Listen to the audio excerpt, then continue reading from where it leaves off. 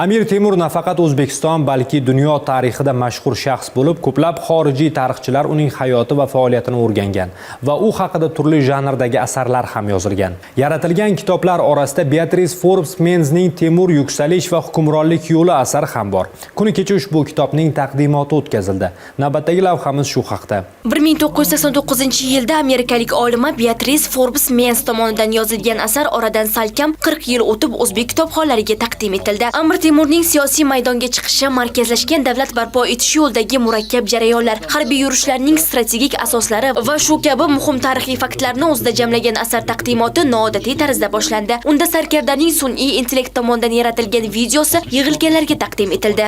Sohib qiron Amir Temur saltanati nomidan sizlarni qutlash sharafi menga nasib etganidan g'oyat mamnunman.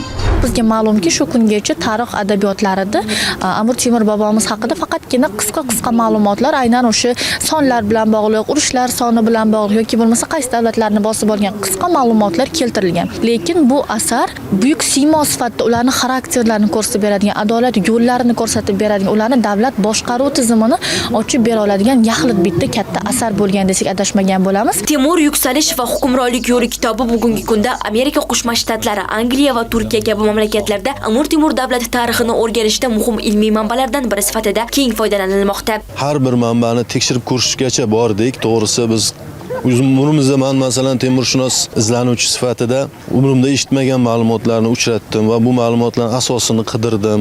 Shunaqa bir holatlar bo'lib 2 yil vaqtimizni oldi asar. Jasmina Murtazoyeva, Akrom Turg'unov, Abdurahmon Zaripov, Ovoz informatsion dasturi uchun.